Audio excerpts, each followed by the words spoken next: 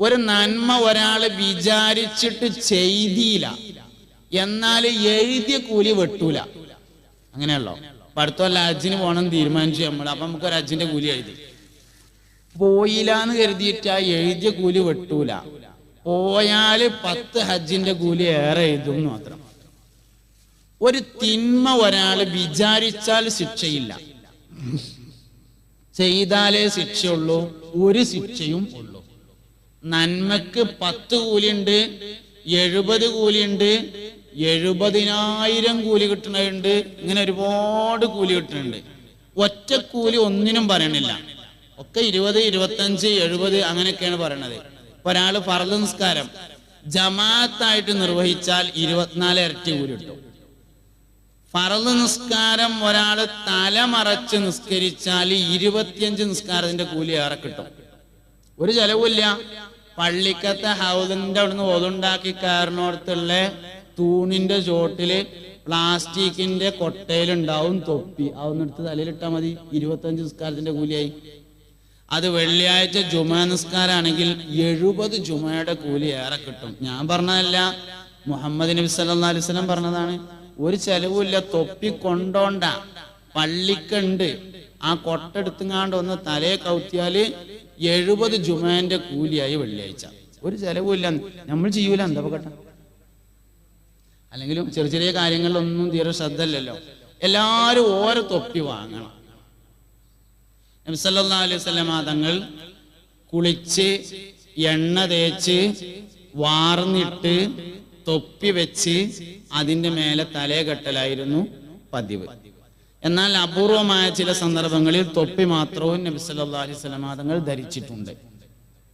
അതുകൊണ്ട് തൊപ്പിയെങ്കിലും എല്ലാവർക്കും വേണം. ഒന്ന് തീരല്ലാത്തവർ ഓരോന്ന് വാങ്ങണം.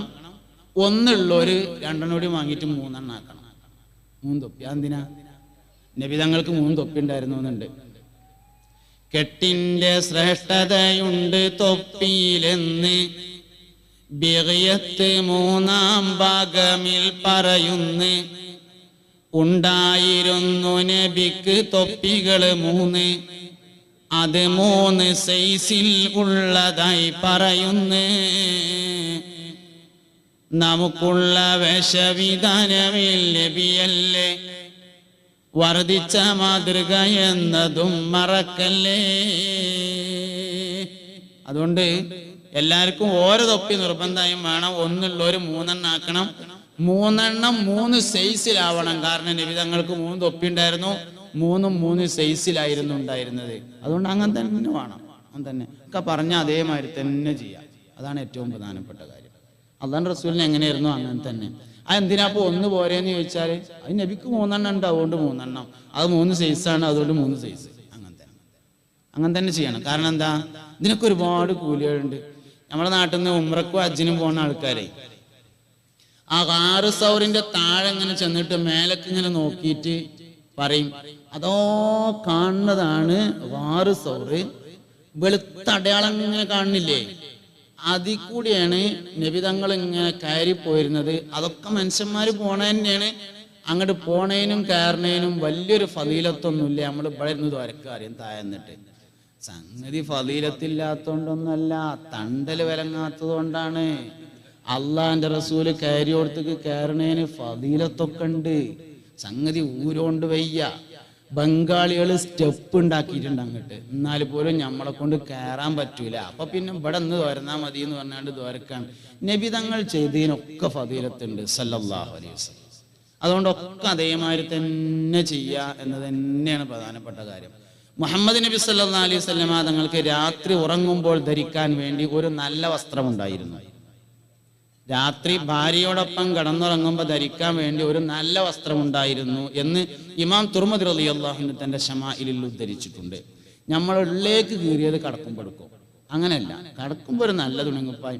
2 നിലക്ക് അത് വേണം. ഒന്ന്, ഉറക്കം എന്നത് ചെറിയ മരണമാണ്. മരിക്കുമ്പോൾ നല്ല വസ്ത്രത്തിലായിരിക്കുക എന്നുള്ളത് പ്രധാനപ്പെട്ട കാര്യമാണ്. അതുകൊണ്ട് തന്നെ പിറ്റേ ദിവസം രാവിലെ എഴുന്നേറ്റാൽ ആ തുണി എടുക്കാൻ പാടില്ല. അതിഞ്ഞ് പിന്നെ കടന്നുറങ്ങുമ്പോൾ എടുക്കണേ കുഴപ്പമില്ല. രാത്രി എടുത്ത വസ്ത്രം രാവിലെ എടുക്കരുത്, അത് വേറെ ഒന്ന് എടുക്കണം. കാരണം അത് മരിക്കുമ്പോൾ ധരിച്ച വസ്ത്രമാണ്. ഒരു ചെറിയ മരണമാണ് യഥാർത്ഥത്തിൽ ഉറക്കം എന്ന് പറയുന്നത്. അവ കടക്കുമ്പോൾ എടുക്കാനായിട്ട് നല്ല വസ്ത്രം. നബി സല്ലല്ലാഹു അലൈഹി വസല്ലം തങ്ങൾക്ക് അങ്ങനെ ഉണ്ടായിരുന്നു. അതുകൊണ്ട് വേണം, പെണ്ണുങ്ങൾക്കും വേണം നല്ലത്. ഇതിപ്പോ പിന്നെ കുട്ടികളൊന്നും ഉള്ളിടത്ത് പറയാൻ പറ്റൂല, എന്നാലും വേറെ അടുത്ത് പറയാങ്ങളെ കിട്ടൂല്ലല്ലോ. ഈ ആണുങ്ങൾ ഈ റെയിൽവേ സ്റ്റേഷനിലും അതേമാതിരി പിന്നെ എയർപോർട്ടിലും അവിടെയും ഇവിടെയൊക്കെ ഇങ്ങനെ പോയി നിൽക്കുന്ന സമയത്ത് ഇതിങ്ങനെ കുറേ പെണ്ണുങ്ങളൊക്കെ കാണാം. ഈ ചന്തിയൊക്കെ ലാമിനേറ്റ് ചെയ്ത് ചേർത്ത് കുറേ സാധനങ്ങൾ. അപ്പൊ ഇതൊക്കെ ഇങ്ങനെ കാണുമ്പോൾ എനിക്ക് എൻ്റെ ഭാര്യൻ്റെ പെരയിലുണ്ടല്ലോ എന്ന് കരുതിയിട്ട് വരുമ്പോൾ ഈ കീറിയ മാക്സിയേറ്റ് വന്നാൽ എങ്ങനെയൊക്കെ അതിൻ്റെ കോലം. അതുകൊണ്ട് നല്ല തുണിയും കുപ്പായും കിടക്കാൻ പോകുമ്പോൾ എടുക്കണം. അവിടെയാണ് ഈ ലാമിനേഷനൊക്കെ വേണ്ടത്. പക്ഷെ അവിടെ അതൊന്നും ചെയ്യൂല. ലാമിനേഷനൊക്കെ പുറത്തിറങ്ങുമ്പോൾ മറ്റേ ഇങ്ങനെ തളവളറിഞ്ഞാണ്ട്. അപ്പൊ ഈ എല്ലാ കാര്യങ്ങളും ചെയ്യേണ്ട സ്ഥലം അവിടെയാണ്. ഞാൻ പറയാൻ കാരണം എന്താ വെച്ചാൽ ഉറങ്ങുമ്പോൾ നല്ല തുണിയും കുപ്പായം എടുക്കണം എന്ന് പറഞ്ഞതാണ്. മുഹമ്മദ് നബി സല്ലല്ലാഹു അലൈഹി വസല്ലം തങ്ങൾക്ക് അങ്ങനെയാണ് ഉണ്ടായിരുന്നത്. എല്ലാ വിഷയത്തിലും നമ്മൾ നബി തങ്ങളെ മാതൃകയാക്കണം. നിങ്ങൾക്കറിയോ, 55 വയസ്സായ ഏതെങ്കിലും ഒരു ഭാര്യയും ഒരു ഭർത്താവും വീടിന്റെ സിറ്റ് ഔട്ടിൽ അല്ലെങ്കിൽ പുറത്തിങ്ങനെ ഇരുന്നിട്ട് ഒരുമിച്ചിരുന്ന് ഭക്ഷണം കഴിക്കുന്നത് കാണുക എന്നുള്ളത് അപൂർവമാണ്. നിലവിലുള്ളൊരു സാമൂഹ്യമായ അവസ്ഥ എന്താണെന്ന് അറിയുന്നത്, കുട്ടികളൊക്കെ കുറച്ചിങ്ങനെ വലുതായി. മൂത്തം കുവൈത്തിലാണ്, രണ്ടാമത്തം ഖത്തറിലാണ്. അത്യാവശ്യം വരുമാനമൊക്കെ കിട്ടി തുടങ്ങിയാൽ ഉമ്മയും കുട്ടികളും കൂടി ഒന്നായിട്ട് വാപ്പാനൊരൊറ്റ ചവിട്ടേണ്ടി വിട്ടു. വാപ്പാക്ക് പിന്നെ ആകെ 2 ജോലിയേ ഉള്ളൂ. രാവിലെ മാർക്കറ്റിൽ പോയിട്ട് മീൻ കൊണ്ടുവന്ന് തരിക, വൈകുന്നേരം ടോർച്ച് എടുത്തുകൊണ്ട് പള്ളിയേക്ക് പോവുക. വേറൊരു പണിയില്ല, വേറെ ഒന്നിനും വാപ്പാനെ പറ്റൂല എന്ന പോലായി. നമ്മളെ നാട്ടിലുള്ള ഓരോ അവസ്ഥകളാണ്. വാപ്പ എന്നും വാപ്പയായിരിക്കണം, ഉമ്മ എന്നും ഉമ്മയായിരിക്കണം. ഇത് വളരെ പ്രധാനപ്പെട്ട ഒരു കാര്യമാണ്. നമുക്ക് ആ വിഷയങ്ങളിലൊന്നും യാതൊരു ശ്രദ്ധയില്ല, യാതൊരു ശ്രദ്ധയും നമുക്കില്ലാതാണ്. അപ്പൊ ഞാൻ ചോദിച്ചത്, 55 വയസ്സായ ഏതെങ്കിലും ഒരു ഭാര്യയും ഒരു ഭർത്താവും സിറ്റ് ഔട്ടിൽ ഇരുന്ന് ഒരുമിച്ച് ഭക്ഷണം കഴിക്കുന്നത് കാണുക എന്നുള്ളത് അപൂർവമാണ്. എന്താ? നബി സല്ലല്ലാഹു അലൈഹി വസല്ലം തങ്ങള്, ആയിഷ ബീവി പറയാണ്, നബി തങ്ങൾ രാവിലെ പാല് കറക്കും. മുഹമ്മദ് നബി സല്ലല്ലാഹു അലൈഹി വസല്ലം രാവിലെ പോയിട്ട് പാലിറക്കും. അപ്പൊ നബി തങ്ങൾ പാലിറക്കുമ്പോൾ ആയിഷ ബീവി കട്ടൻ ചായ ഉണ്ടാക്കി ഇക്കാരെന്നാ നമുക്ക് തോന്നുന്നത്. അങ്ങനെയല്ല, അന്ന് കട്ടൻ ചായ ഉണ്ടാക്കുന്ന പരിപാടിയൊന്നുമില്ല. ആയിഷ ബീവി വെറുതെ ഇരിക്കുക. നബി തങ്ങൾ പാലിറക്കും. പാല് കറന്നിട്ട് ആ പാത്രേറ്റ് വന്നിട്ട് എനിക്ക് തന്നിട്ട് പറയും, യാ ആയിഷു, ആയിഷ ഇശ്റബി, കുടിക്ക് എന്ന് പറയും. അങ്ങനെ ഞാൻ ആ പാല് ഇങ്ങനെ കുടിക്കുമ്പോൾ നബി തങ്ങൾ ഇങ്ങനെ നോക്കി നിൽക്കും. 63ാമത്തെ വർത്താനാണ് ഞാനീ പറഞ്ഞത്. 63ാമത്തെ വയസ്സിലെ വർത്താനാണ് ഞാനീ പറഞ്ഞത്. ഞാനിങ്ങനെ പാല് കുടിക്കുന്നത് നബി തങ്ങൾ നോക്കി നിൽക്കും. പാല് കുടി കഴിഞ്ഞ് ഞാനിങ്ങനെ ഗ്ലാസ് കൊടുത്താലേ നബി തങ്ങൾ അത് വീണ്ടും ഇങ്ങോട്ട് തന്നിട്ട് പറയും, യാ ആയിഷ ഇശ്റബി, ആയിഷ കുടിക്കുക അറിയും. ഞാൻ വീണ്ടും കുടിക്കും. അപ്പോഴും നബി തങ്ങൾ നോക്കി നിൽക്കും. വീണ്ടും കൊടുക്കും. 3ാമതും തരും ഞാൻ, 3ാമതും കുടിക്കും. 3 പ്രാവശ്യം ഞാൻ പാല് കുടിച്ചു കഴിഞ്ഞാൽ എൻ്റെ അടുത്ത് നിന്ന് ഗ്ലാസ് വാങ്ങിയിട്ട് പാത്രം വാങ്ങിയിട്ട് നബി തങ്ങൾ ആ പാത്രം ഒന്നിങ്ങനെ തിരിക്കും. തിരിച്ചിട്ട് എൻ്റെ ചുണ്ട് എവിടെയാണോ തട്ടിയത് അവിടെ തന്നെ ചുണ്ട് തട്ടിച്ച് നബി സല്ലല്ലാഹു അലൈഹി വസല്ലം തങ്ങൾ കുടിക്കുമായിരുന്നു. നമ്മളും ചിറ്റിച്ചൊക്കെ ചെയ്യും, പക്ഷെ ചുണ്ട് എവിടെ തട്ടിയെന്ന് അവിടുന്ന് ഒഴിവാക്കാൻ വേണ്ടിയിട്ടേക്കാരം. ഇതാണ് വ്യത്യാസം. ഇതാണ് വ്യത്യാസം എന്ന് പറഞ്ഞത്. പേരക്കുട്ടികൾ കണ്ടാ എന്താ തോന്നുക? കണ്ടില്ലെങ്കിൽ ഓൽക്ക് എന്താ തോന്നുക? അല്ല, കണ്ടാ എന്താ തോന്നുക? ഏത് പേരക്കുട്ടിക്കാ അറിയാത്തത് വല്യമ്മാനെ വല്യപ്പ കല്യാണം കഴിച്ചു കൊടുക്കുന്നതാണ്? എല്ലാ പേരക്കുട്ടിക്കും അതറിയാം. വല്യമ്മാനെ വല്യപ്പ നിക്കാഹ് കഴിച്ചു കൊണ്ടുവന്നതാണ്. അന്നത്തെ കാരണന്മാരൊക്കെ കൂടിയിരുന്നു, എല്ലാവരും അറിഞ്ഞ പരിപാടിയാണ്. മഹറൊക്കെ ഉണ്ടായിരുന്നു. വല്യമ്മയും ഒരു കാലത്ത് പുതുമണവാട്ടിയായിരുന്നു എന്നൊക്കെ പേരക്കുട്ടിക്ക് അറിയാലോ. ഇനിയിപ്പോ എന്താ പോലെ ഒരുമിച്ചൊരു കട്ടിലുമ കടന്നു തുടങ്ങിയാൽ വരാനുള്ളത്? ഒന്നുമില്ല. എന്നിട്ട് 37 വേറെ സ്ഥലത്തും 30 വേറെ സ്ഥലത്തും മരിക്കോളം ഒരുമിച്ച് കിടക്കണം. ആയിഷ ബീവി റളിയല്ലാഹു അൻഹ ഒരിക്കൽ ഇങ്ങനെ ഇരിക്കുകയാണ്. അപ്പോ നബി തങ്ങൾ വന്നിട്ട് മടിയിൽ ഇങ്ങനെ കടന്നു സല്ലല്ലാഹു അലൈഹി വസല്ലം. കുറെ സമയം ഇങ്ങനെ ഇരുന്നപ്പോ നബി തങ്ങൾ ഉറങ്ങിപ്പോയി. ആയിഷ ബീവി റളിയല്ലാഹു അൻഹ ആ സമയത്ത് കരഞ്ഞു. കണ്ണിൽ നിന്ന് കണ്ണുനീരിറ്റ് വീണ് നബി തങ്ങളുടെ പൂമുഖത്ത് വീണപ്പോ ആയിഷ നബി തങ്ങൾ ഞെട്ടി ഉണർന്നു. മാലക്കി ആയിഷു, ആയിഷ നിനക്ക് എന്തു പറ്റി എന്ന് ചോദിച്ചു. എന്തേ പറ്റിയെന്ന് ചോദിച്ചു. ഞാന് പെട്ടെന്ന് ഉറങ്ങിപ്പോയത് കൊണ്ട് നിനക്ക് വിഷമായോ? നീ കുറെ സംസാരിക്കണമെന്ന് കരുതിയതായിരുന്നോ? എന്തേ സംഭവിച്ചു? ആ സമയത്ത് ആയിഷ ബീവി റളിയല്ലാഹു അൻഹ പറഞ്ഞു, അല്ലാഹുവിന്റെ റസൂലേ, എനിക്കിവിടെ മടിയിൽ തലവെച്ച് കിടക്കാൻ നിങ്ങളെ കിട്ടി നബിയേ. നാളെ മഹ്ശറയിൽ സ്വർഗത്തില് കോടാനക്കോടി മനുഷ്യന്മാരുള്ള സ്ഥലത്ത് ഇതുപോലെ എനിക്ക് മടിയിൽ തലവെച്ചുറങ്ങാൻ നിങ്ങളെ കിട്ടുമോ നബിയേ എന്നാലോചിച്ചപ്പോൾ എനിക്ക് സങ്കടം അടക്കാൻ കഴിയുന്നില്ല റസൂലേ എന്ന് സയ്യിദത്തുന ആയിഷ ബീവി റളിയല്ലാഹു അൻഹ പറയുന്നുണ്ട്. എനിക്ക് ജീവിതത്തിൽ ഏറ്റവും കൂടുതൽ സന്തോഷം തോന്നിയ ഒരു രംഗമുണ്ട്. എനിക്ക് ജീവിതത്തിൽ ഏറ്റവും കൂടുതൽ സന്തോഷം ഉണ്ടായ ഒരു രംഗമുണ്ട്. അള്ളാന്റെ റസൂല് എന്റെ വീട്ടിൽ, എന്റെ റൂമിൽ, എന്റെ മടിയിൽ തലവെച്ച് വഫാത്താവുകയാണ്. നബി തങ്ങളുടെ മരണത്തിന്റെ വേദനയാണെന്ന് മനസ്സിലായപ്പോ അറാഖിന്റെ കമ്പെടുത്ത് നബി തങ്ങൾക്ക് മിസ്വാക്ക് ചെയ്തു കൊടുക്കാൻ ഞാൻ ഒരുങ്ങി. മിസ്വാക്കിന്റെ തല ചപ്പിയിരുന്നില്ല, സോഫ്റ്റ് ആയിരുന്നില്ല. അതുകൊണ്ട് ഞാൻ എന്റെ വായയിൽ വെച്ച് അതിന്റെ തലഭാഗം കടിച്ചിട്ട് അതുകൊണ്ട് നബി തങ്ങൾക്ക് ഇങ്ങനെ പല്ലു തേച്ചു കൊടുത്തു. അള്ളാന്റെ റസൂല് വഫാത്താകുമ്പോ എന്റെ ഉമിനീര് നബി തങ്ങളുടെ വായിലായിരുന്നു എന്നതാണ് എനിക്ക് ജീവിതത്തിൽ ഏറ്റവും കൂടുതൽ സന്തോഷം നൽകുന്ന രംഗമെന്ന് സയ്യിദത്തുന ആയിഷ റളിയല്ലാഹു അൻഹ. വളരെ പ്രധാനപ്പെട്ട കാര്യമാണ്. ബഹുമാനപ്പെട്ട ഖദീജ ബീവി റളിയല്ലാഹു അൻഹ നബി തങ്ങളുടെ ആദ്യത്തെ ഭാര്യയാണ്, ഉമ്മഹാത്തുൽ മുഅ്മിനീൻ. അള്ളാഹു അവരുടെ കൂടെ നമ്മളെ സ്വർഗത്തിൽ ഒരുമിച്ച് കൂട്ടട്ടെ. ഖദീജ ബീവി ഭയങ്കര ഒരു സംഭവമാണ്. നബി തങ്ങൾക്ക് ഒറ്റക്കിരുന്ന് അള്ളാഹുവിനെ ഇബാദത്ത് ചെയ്യണം. ഖദീജ ബീവി ഒന്ന് പോയി നോക്കിയിട്ട് സ്ഥലം ഉറപ്പിച്ചു. നമുക്ക് പെണ്ണുങ്ങളുടെ ഒരു വിഷയത്തിൽ അഭിപ്രായം ചോദിക്കാന്നൊക്കെ പറഞ്ഞാൽ വലിയ മടിയാണ്. അതുകൊണ്ടൊന്നും പെണ്ണുങ്ങൾ അപ്പളാവുമൊന്നുമില്ല. അഭിപ്രായം ചോദിച്ചു എന്ന് എഴുതിയിട്ട് ഭാര്യയുടെ അഭിപ്രായം ചോദിക്കൊക്കെ വേണം ഒരു വിഷയം ചെയ്യുന്ന സമയത്ത്. ഒന്നുമില്ലെങ്കിൽ അവരുടെ ദ്വാങ്കിൽ നമുക്ക് ഉണ്ടാവുമല്ലോ.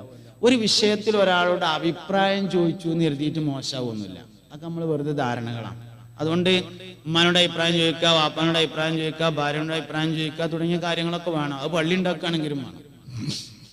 നബി സല്ലല്ലാഹു അലൈഹി വസല്ലം തങ്ങൾ അഭിപ്രായം ചോദിച്ചു. ഖദീജ ബീവി റളിയല്ലാഹു അൻഹ പോയി നോക്കിയിട്ട് സ്ഥലം നിശ്ചയിച്ചു. ആയിക്കോട്ടെ പറഞ്ഞു. അങ്ങനെ നബി തങ്ങൾ പോവുകയാണ്. 2 വർഷമാണ് പോയത്. ആദ്യത്തെ വർഷം പോവുകയാണ്. പോയപ്പോ ഗോതമ്പ് മാവ്, പച്ചവെള്ളം, കാരക്ക, ഉപ്പ് 4 സാധനങ്ങളാണ് അവനെ കൊണ്ടേ കൊടുത്തിട്ട് മടങ്ങി വരും. ഇത് കണ്ടപ്പോഴാണ് ഉസാമത്ത് ബിൻ സയ്യിദ് ചോദിച്ചത്, വല്യമ്മ ഞാൻ കൊണ്ടേ കൊടുത്താ പോരെ എന്ന് ചോദിച്ചപ്പോ സയ്യിദത്തുനാ ഖദീജ റളിയല്ലാഹു അൻഹ പറഞ്ഞു, വേണ്ട മോനെ, എന്റെ ഭർത്താവിന് ഞാൻ തന്നെ ഭക്ഷണം കൊടുക്കട്ടെ. എന്റെ ഭർത്താവിന് ഞാൻ തന്നെ ഭക്ഷണം കൊടുക്കട്ടെ. കുറച്ചാലൊക്കെ തർക്കം ഉണ്ടാവില്ല.